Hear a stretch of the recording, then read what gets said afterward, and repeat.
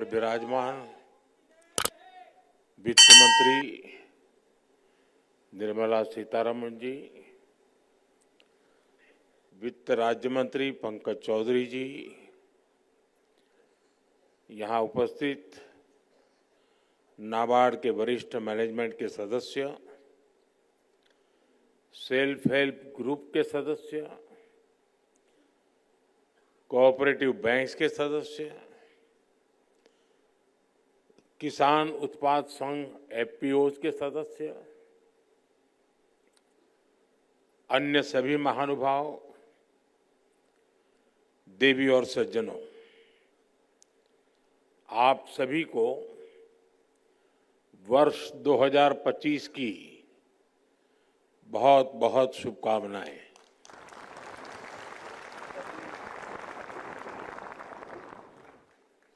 वर्ष 2025 की शुरुआत में ग्रामीण भारत महोत्सव का ये भव्य आयोजन भारत की विकास यात्रा का परिचय दे रहा है, एक पहचान बना रहा है। मैं इस आयोजन के लिए नाबार्ड को, अन्य सहयोगियों को बहुत बहुत बधाई देता हूं। साथियों, हम में से जो लोग गांव से जुड़े हैं, गांव में पले बड़े हैं, वो जानते हैं कि भारत के गांवों की ताकत क्या है। जो गांव में बसा है, गांव भी उसके भीतर बस जाता है। जो गांव में जिया है, वो गांव को जीना भी जानता है। मेरा ये सौभाग्य रहा कि मेरा बचपन भी एक छोटे से कस्बे में एक साधारण परिवेश में बीता, और बाद में जब मैं घर से निकला तो भी अधिकांश समय देश के गांव देहात में ही गुजरा। और इसलिए मैंने गांव की समस्याओं को भी जिया है और गांव की संभावनाओं को भी जाना है। मैंने बचपन से देखा है कि गांव में लोग कितनी मेहनत करते रहे हैं, लेकिन पूंजी की कमी के कारण उन्हें पर्याप्त अवसर नहीं मिल पाते थे। मैंने देखा है गांव में लोगों की इतनी विविधताओं से भरा सामर्थ्य होता है, लेकिन वो सामर्थ्य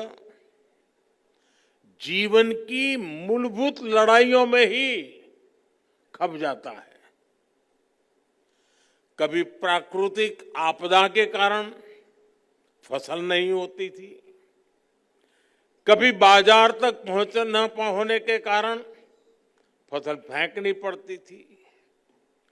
इन परेशानियों को इतने करीब से देखने के कारण मेरे मन में गांव गरीब की सेवा का संकल्प जगा, उनकी समस्याओं के समाधान की प्रेरणा आई।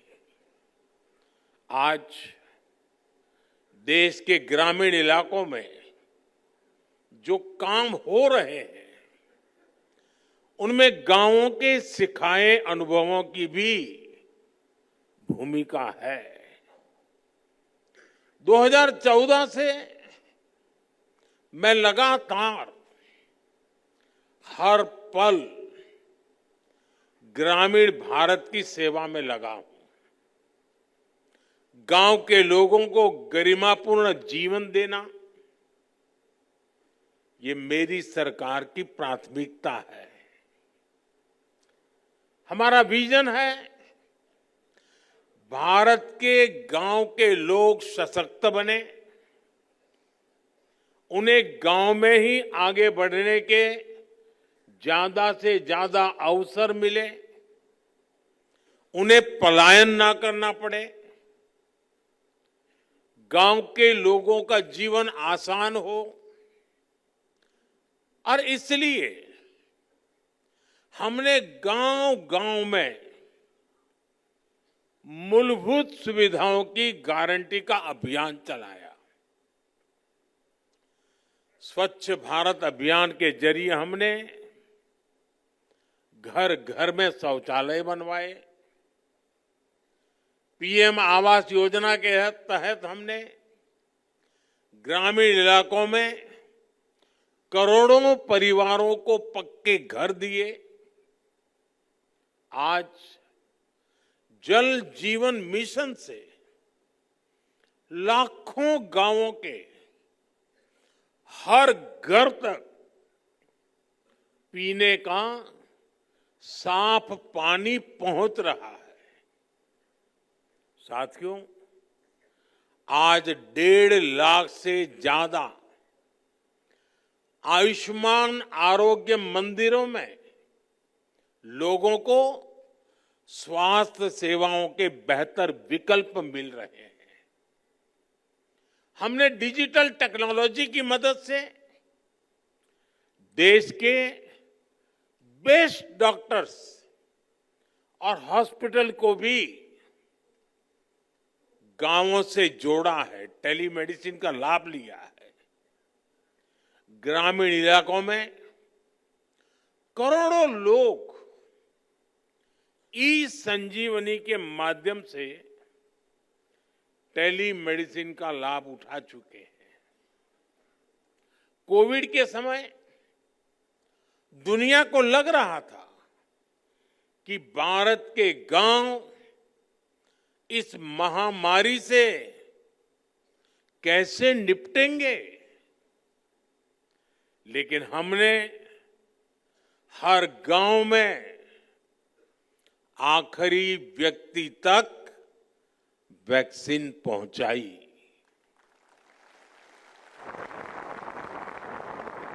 साथियों, ग्रामीण अर्थव्यवस्था की मजबूती के लिए बहुत आवश्यक है कि गांव में हर वर्ग को ध्यान में रखते हुए आर्थिक नीतियां बने।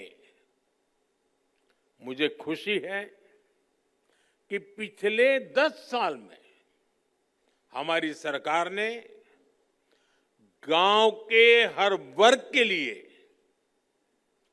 विशेष नीतियां बनाई हैं, निर्णय लिए हैं। 2-3 दिन पहले ही कैबिनेट ने पीएम फसल बीमा योजना को 1 वर्ष अधिक तक जारी रखने की मंजूरी दे दी।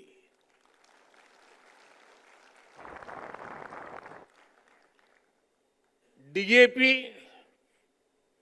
दुनिया में उसका दाम बढ़ता ही चला जा रहा है, आसमान को छू रहा है।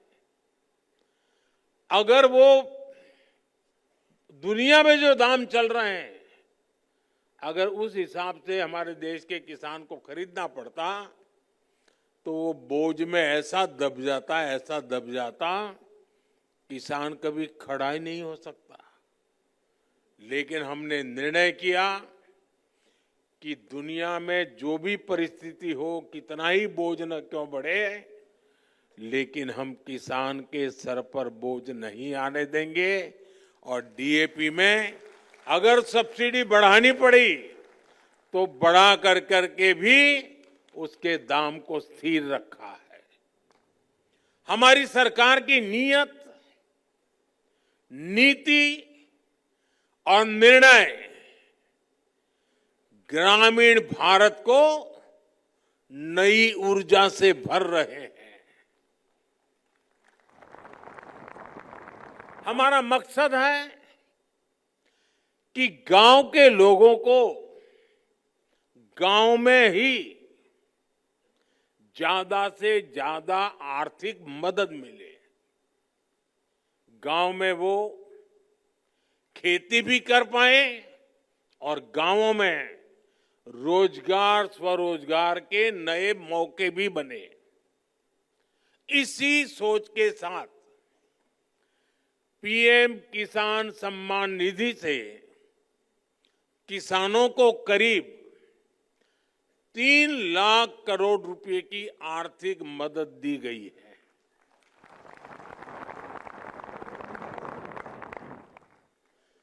पिछले 10 वर्षों में कृषि लोन की राशि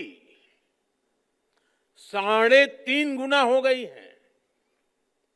अब पशुपालकों और मत्स्य पालकों को भी किसान क्रेडिट कार्ड दिया जा रहा है। देश में मौजूद 9,000 से ज्यादा एफपीओ किसान उत्पाद संघ, उन्हें भी आर्थिक मदद दी जा रही है। हमने पिछले 10 सालों में कई फसलों पर निरंतर एमएसपी भी बढ़ाई है। साथियों, हमने स्वामित्व योजना जैसे अभियान भी शुरू किए हैं, जिनके जरिए गांव के लोगों को प्रॉपर्टी के पेपर्स मिल रहे हैं। पिछले 10 वर्षों में एमएसएमई को भी बढ़ावा देने वाली कई नीतियां लागू की गई हैं। उन्हें क्रेडिट लिंक गारंटी स्कीम का लाभ दिया गया है। इसका फायदा 1 करोड़ से ज्यादा ग्रामीण एमएसएमईज को भी मिला है। आज गांव के युवाओं को मुद्रा योजना, startup India, stand up India जैसी योजनाओं से ज्यादा मदद मिल रही है। साथियों, गांवों की तस्वीर बदलने में कोऑपरेटिव्स का बहुत बड़ा योगदान रहा है। आज भारत सहकार से समृद्धि का रास्ता तय करने में जुटा है। इसी उद्देश्य से 2021 में अलग से नया सहकारिता मंत्रालय का गठन किया गया। देश के करीब 70,000 पैक्स को कंप्यूटराइज भी किया जा रहा है। मकसद यही है कि किसानों को, गांव के लोगों को अपने उत्पादों का बेहतर मूल्य मिले, ग्रामीण अर्थव्यवस्था मजबूत हो। साथियों, कृषि के अलावा भी हमारे गांव में अलग अलग तरह की पारंपरिक कला और कौशल से जुड़े हुए कितने ही लोग काम करते हैं। अब जैसे लोहार है, सुथार है, कुम्हार है, ये सब काम करने वाले ज्यादातर लोग गांव में ही रहते हुए आए। रूरल इकोनॉमी और लोकल इकोनॉमी में इनका बहुत बड़ा कंट्रीब्यूशन रहा है। लेकिन पहले इनकी भी लगातार उपेक्षा हुई। अब हम उन्हें नई स्किल उसमें ट्रेन करने के लिए, नए उत्पाद तैयार करने में लिए, उनका सामर्थ्य बढ़ाने के लिए, सस्ती दरों पर मदद देने के लिए विश्वकर्मा योजना चला रहे हैं। ये योजना देश के लाखों विश्वकर्मा साथियों को आगे बढ़ने का मौका दे रही है। साथियों, जब इरादे नेक होते हैं, नतीजे भी संतोष देने वाले होते हैं।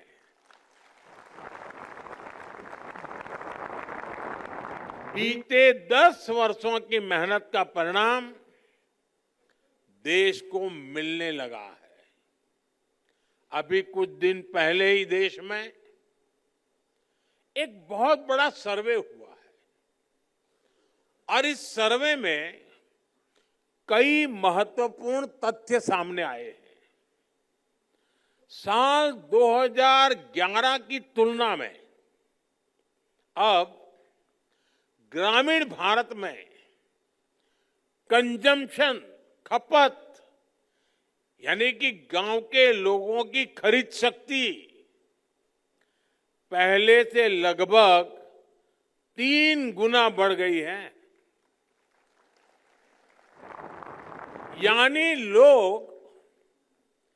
गांव के लोग अपने पसंद की चीजें खरीदने में पहले से ज्यादा खर्च कर रहे हैं।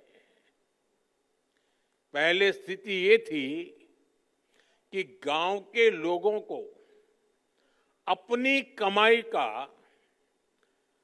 50% से ज्यादा हिस्सा, आधे से भी ज्यादा हिस्सा खाने पीने पर खर्च करना पड़ता था। लेकिन आजादी के बाद पहली बार ऐसा हुआ है कि ग्रामीण इलाकों में भी खाने पीने का खर्च 50% से कम हुआ है और जीवन की चीजें खरीदने की तरफ खर्चा बढ़ा है। इसका मतलब है लोग अपने शौक की, अपनी इच्छा की, अपनी आवश्यकता की जरूरत की और चीजें भी खरीद रहे हैं, अपना जीवन बेहतर बनाने पर खर्च कर रहे हैं। साथियों, इसी सर्वे में एक और बड़ी अहम बात सामने आई है। सर्वे के अनुसार शहर और गांव में होने वाली खपत का अंतर कम हुआ है। पहले शहर का एक प्रति परिवार जितना खर्च करके खरीद करता था और गांव का व्यक्ति जो करता था, बहुत फासला था। अब धीरे धीरे गांव वाला भी शहर वालों की बराबरी करने में लग गया है। हमारे निरंतर प्रयासों से अब गांव और शहरों का ये अंतर भी कम हो जा रहा है। ग्रामीण भारत में सफलता की ऐसी अनेक गाथाएं हैं जो हमें प्रेरित करती है।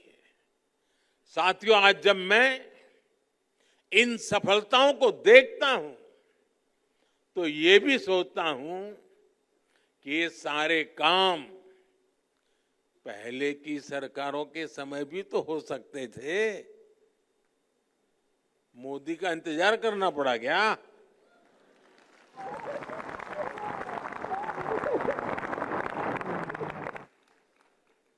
लेकिन आजादी के बाद दशकों तक देश के लाखों गांव बुनियादी जरूरतों से वंचित रहे। आप मुझे बताइए, देश में सबसे ज्यादा एससी कहां रहते हैं? गांव में। एसटी कहां रहते हैं? गांव में। ओबीसी कहां रहते हैं? गांव में।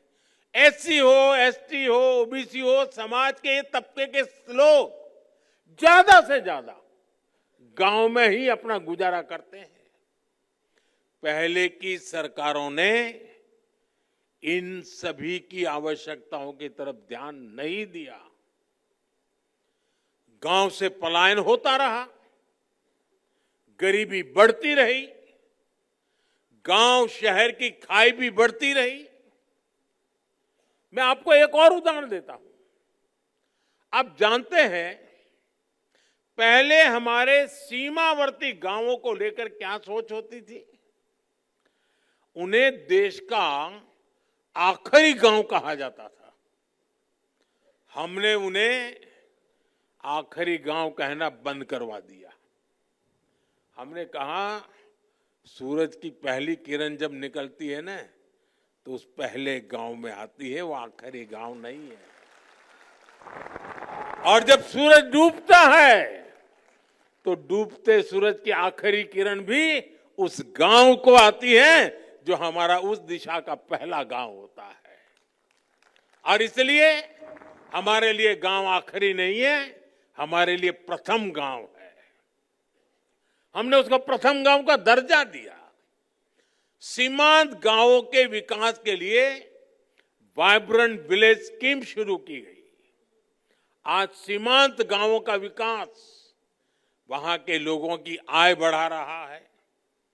यानी जिन्हें किसी ने नहीं पूछा, उन्हें मोदी ने पूजा है।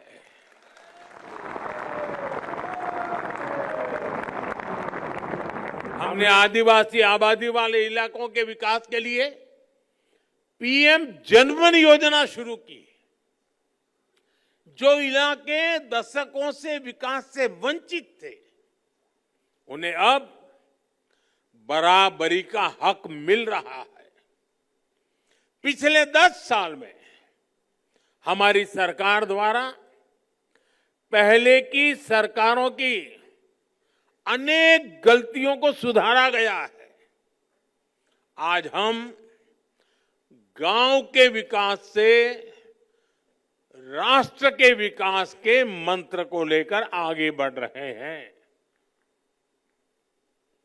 इन्हीं प्रयासों का परिणाम है कि 10 साल में देश के करीब 25 करोड़ लोग गरीबी से बाहर आए हैं। और इनमें सबसे बड़ी संख्या हमारे गांव के लोगों की है। अभी कल ही स्टेट बैंक ऑफ इंडिया की भी एक अहम स्टडी आई है। उनका एक बड़ा अध्ययन किया हुआ रिपोर्ट आया है। स्टेट बैंक ऑफ इंडिया की रिपोर्ट क्या कह रही है? वो कहते हैं 2012 में भारत में ग्रामीण गरीबी, रूरल पॉवर्टी, यानी गांवों में गरीबी करीब 26% थी, 26%। 2024 में 2024 में भारत में रूरल पॉवर्टी यानी गांवों में गरीबी घट कर के पहले जो 26% गरीबी थी, वो गरीबी घट करके 5% से भी कम हो गई है।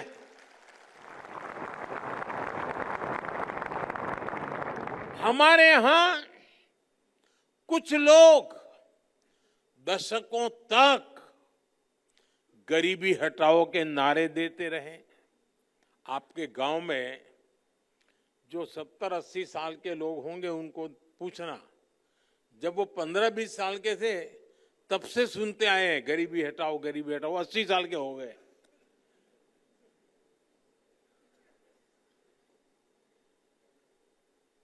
आज स्थिति बदल गई है। अब देश में वास्तविक रूप से गरीबी कम होना शुरू हो गई है। साथियों, भारत की ग्रामीण अर्थव्यवस्था में महिलाओं का हमेशा से बहुत बड़ा स्थान रहा है। हमारी सरकार इस भूमिका का और विस्तार कर रही है। आज हम देख रहे हैं गांव में बैंक सखी और बीमा सखी के रूप में महिलाएं ग्रामीण जीवन को नए सिरे से परिभाषित कर रही है। मैं एक बार एक बैंक सखी को मिला, सब बैंक सखियों से बात कर रहा था। तो एक बैंक सखी ने कहा वो गांव के अंदर रोजाना 50 लाख, 60 लाख, 70 लाख रुपए का कारोबार करती है। तो मैंने कहा कैसे? नहीं, बोले सुबह 50 लाख रुपए लेके निकलती हूँ। मेरे देश के गांव में एक बेटी अपने थैले में 50 लाख रुपया लेकर के घूम रही है, ये भी तो मेरे देश का नया रूप है। गांव गांव में महिलाएं सेल्फ हेल्प ग्रुप के जरिए नई क्रांति कर रही है। हमने गांवों की 1,15,00,000 महिलाओं को लखपति दीदी बनाया है। और लखपति दीदी का मतलब ये नहीं कि एक बार 1 लाख रुपया, हर वर्ष 1 लाख रुपया से ज्यादा कमाई करने वाली मेरी लखपति दीदी। हमारा संकल्प है कि हम 3 करोड़ महिलाओं को लखपति दीदी बनाएंगे। दलित, वंचित, आदिवासी समाज की महिलाओं के लिए हम विशेष योजनाएं भी चला रहे हैं। साथियों, आज देश में जितना रूरल इंफ्रास्ट्रक्चर पर फोकस किया जा रहा है, उतना पहले कभी नहीं हुआ। आज देश के ज्यादातर गांव हाईवेज, एक्सप्रेसवे और रेलवेज के नेटवर्क से जुड़ रहे हैं। प्रधानमंत्री ग्राम सड़क योजना के तहत 10 साल में ग्रामीण इलाकों में करीब 4 लाख किलोमीटर लंबी सड़कें बनाई गई है। डिजिटल इंफ्रास्ट्रक्चर के मामले में भी हमारे गांव 21वीं सदी के आधुनिक गांव बन रहे हैं। हमारे गांव के लोगों ने उन लोगों को जुठला दिया है जो सोचते थे कि गांव के लोग डिजिटल टेक्नोलॉजी अपना नहीं पाएंगे। मैं यहां देख रहा हूं सब लोग मोबाइल फोन से वीडियो उतार रहे हैं, सब गांव के लोग हैं। आज देश में 94% से ज्यादा ग्रामीण परिवारों में टेलीफोन या मोबाइल की सुविधा है। गांव में ही बैंकिंग सेवाएं और यूपीआई जैसी वर्ल्ड क्लास टेक्नोलॉजी उपलब्ध है। 2014 से पहले हमारे देश में 1 लाख से भी कम कॉमन सर्विस सेंटर्स थे। आज इनकी संख्या 5 लाख से भी ज्यादा हो गई है। इन कॉमन सर्विस सेंटर्स पर सरकार की दर्जनों सुविधाएं ऑनलाइन मिल रही हैं। ये इंफ्रास्ट्रक्चर गांव को गति दे रहा है, वहां के रोजगार के मौके बना रहा है और हमारे गांवों को देश की प्रगति का हिस्सा बना रहा है। साथियों, यहां नाबार्ड का वरिष्ठ मैनेजमेंट है। आपने सेल्फ हेल्प ग्रुप से लेकर किसान क्रेडिट कार्ड जैसे कितने ही अभियानों की सफलता में अहम रोल निभाया है। आगे भी देश के संकल्पों को पूरा करने में आपकी अहम भूमिका होगी। आप सभी एफपीओ किसान उत्पाद संघ की ताकत से परिचित हैं। एफपीओ की व्यवस्था बनने से हमारे किसानों को अपनी फसलों का अच्छा दाम मिल रहा है। हमें ऐसे और एफपीओ बनाने के बारे में सोचना चाहिए, उस दिशा में आगे बढ़ना चाहिए। आज दूध का उत्पादन किसानों को सबसे ज्यादा रिटर्न दे रहा है। हमें अमूल के जैसे 5-6 और कोऑपरेटिव्स बनाने के लिए काम करना होगा, जिनकी पहुंच पूरे भारत में हो। इस समय देश प्राकृतिक खेती, नेचुरल फार्मिंग का उसको मिशन मोड में आगे बढ़ा रहा है।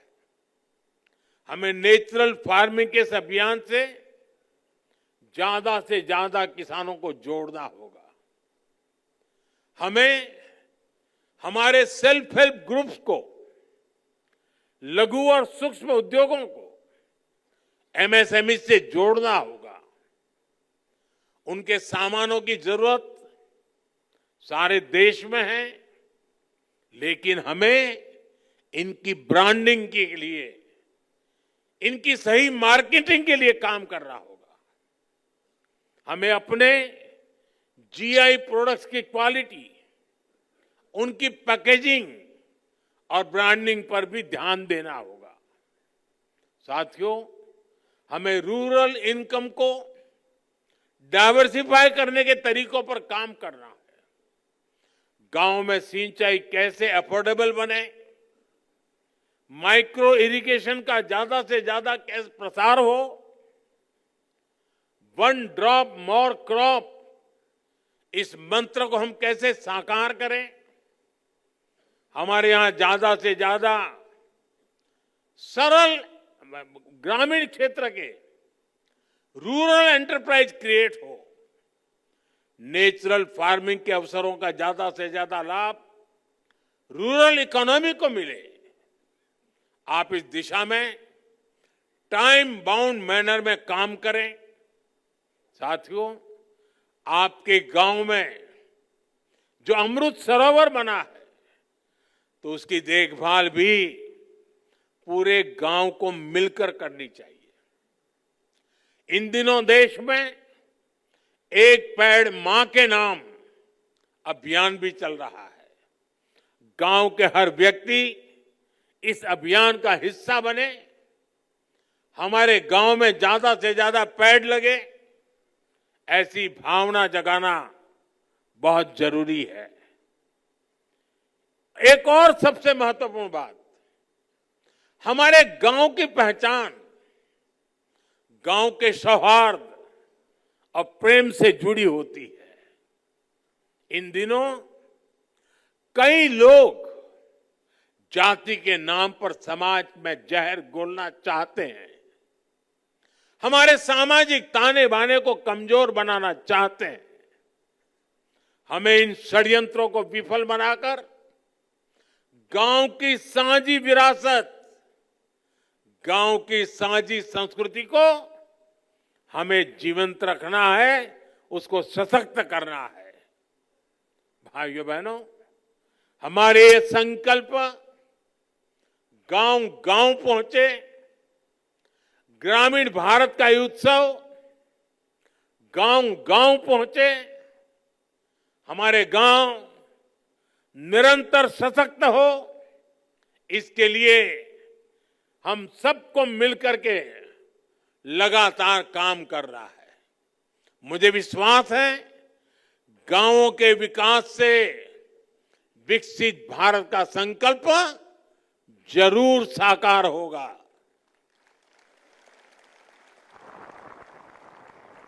मैं अभी यहां जीआई टैग वाले जो लोग अपने अपने प्रोडक्ट लेकर के आए हैं, उसे देखने गया था। मैं आज इस समारोह के माध्यम से दिल्ली वासियों से आग्रह करूंगा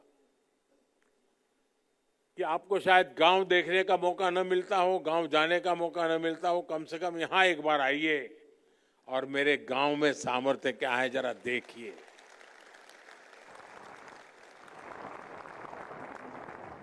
कितनी विविधताएं हैं, और मुझे पक्का विश्वास है जिन्होंने कभी गांव नहीं देखा है उनके लिए ये एक बहुत बड़ा अचरज बन जाएगा। इस कार्य को आप लोगों ने किया है, आप लोग बधाई के पात्र हैं। मेरी तरफ से आप सबको बहुत बहुत शुभकामनाएं, बहुत बहुत धन्यवाद।